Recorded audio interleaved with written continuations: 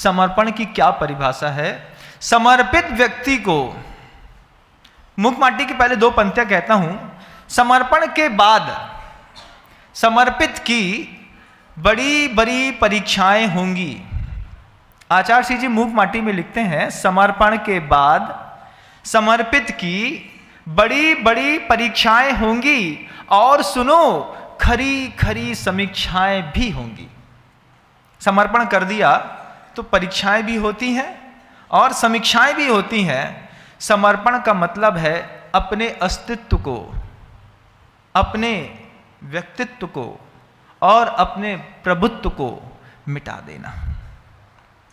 सामर्थ्य है, अपने प्रभुत्व को मिटाने का सामर्थ्य है, अपने अस्तित्व को मिटा देने का सामर्थ्य है, अपने व्यक्तित्व को मिटा देने का सामर्थ्य है। अगर नहीं है, महाराज के सामने खड़े होने के बाद महाराज ने कुछ बात कही और तुम तमा गए, अपने व्यक्तित्व को मिटाने का सामर्थ्य नहीं है, अपने अस्तित्व को मिटाने का सामर्थ्य नहीं है, अभी तुम्हारा अपने व्यक्तित्व को, अपने प्रभुत्व को मिटाने का भी सामर्थ्य नहीं है। लेकिन किसी ने गुरुदेव के समक्ष अपना अस्तित्व, अपना व्यक्तित्व और अपना प्रभुत्व मिटा के रखा है, तब जाकर के वो उनका प्रथम शिष्य बना है। आचार्य भगवंत के हाथ से दीक्षित ज्येष्ठ और श्रेष्ठ मुनिराज श्री समय सागर जी महाराज, जिनका पवित्र चातुर्मास इस नगरी को कराने का सौभाग्य मिला, उन महाराज के साथ इस समर्पण की परिभाषा आप देखिए क्या है। 40 साल तक वे महापुरुष गुरुदेव के हाथ के नीचे मौन होकर के बैठे रहे। ऐसा हाथ करते, ऐसे बैठे रहते। लोग क्या शंका करते थे, लोग कहते थे कि आचार्य श्री जी के ये जो बड़े वाले शिष्य हैं ना, जो उनके छोटे भाई हैं, इनसे कुछ आता जाता नहीं है, आता जाता नहीं है, इसलिए मौन रहते हैं और इसीलिए गुरुजी उनको अपने संग में रखे हुए हैं, क्योंकि कुछ आता जाता नहीं है। कभी उनके प्रवचन दुनिया में किसी ने नहीं सुने, किसी ने उनके तत्वार्थ सूत्र का व्याख्यान नहीं सुना, किसी ने उनके मुख से ओम शांति के अलावा एक शब्द नहीं सुना।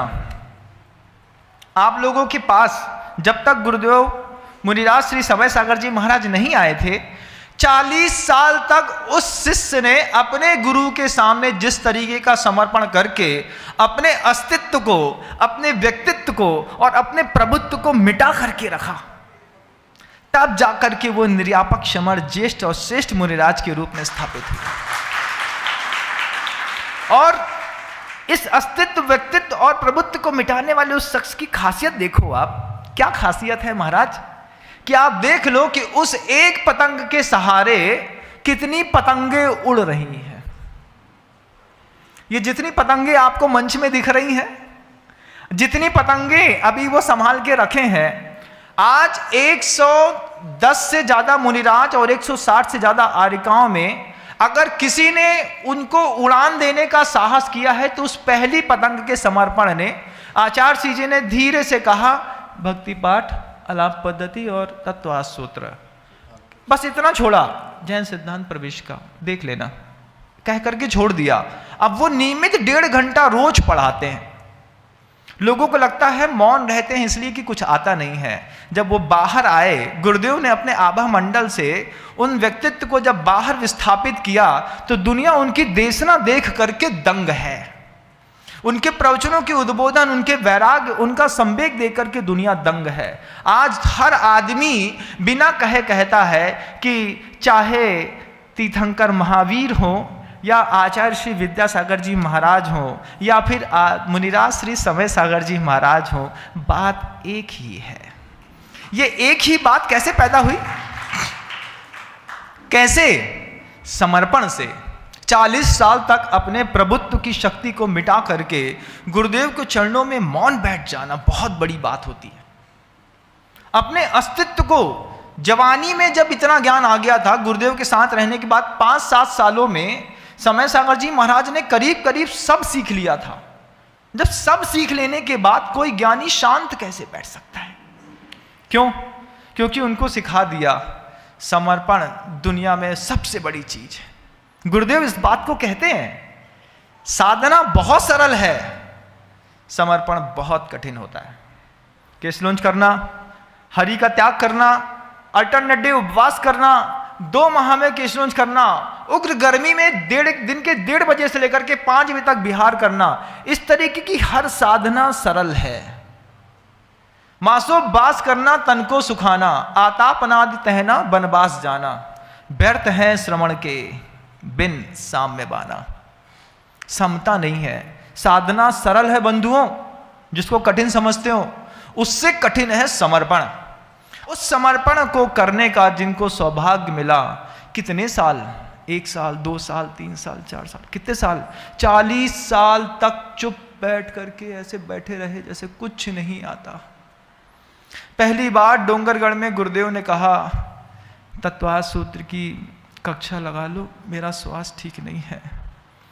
2011 में जब पहली बार गुरुदेव के मुख से, जब गुरुदेव अस्वस्थ थे तो उनको देशना देने के लिए मौका दिया। जब देशना महाराज जी ने अपने मुख से तत्वास सूत्र का प्रवाहित किया तो क्या जनता, क्या दुनिया के लोग, स्वयं गुरुदेव इतना मुग्ध हो गए कि मेरी पतंग इतनी अच्छी उड़ती है आसमान में, इतनी अच्छी उड़ाते हैं वो मेरी पतंग। और प्रत्येक दिन की देशना गुरुदेव अस्वस्थ थे लेकिन ध्यान से सुनते थे कि कैसा बोलते हैं, प्रस्तुतिकरण का तरीका कैसा है, उन शब्दों में सौम्यता कितनी है, सौष्ठव कितना है, प्रौढ़ता कितनी है, शब्द का गांभीर्य कितना है, सब चीज परख ली। उसके बाद गुरुदेव ने कहा कि साधना इतनी फलवती हो गई है कि इस फल को पेड़ में लटके रहने की कोई जरूरत नहीं है। तब जाकर के जनता के बीच में रखा है। आज भले वो निर्यापक श्रवण के रूप में इस दुनिया में जाने जाते हैं, लेकिन सारे मुनिराजों के दिल में तो आचार्यों जैसा स्थान उनको प्राप्त है बंधुओं। वो एक ऐसे महानतम पद पर विराजमान है, उनके समर्पण की कोई क्या तुलना करेगा।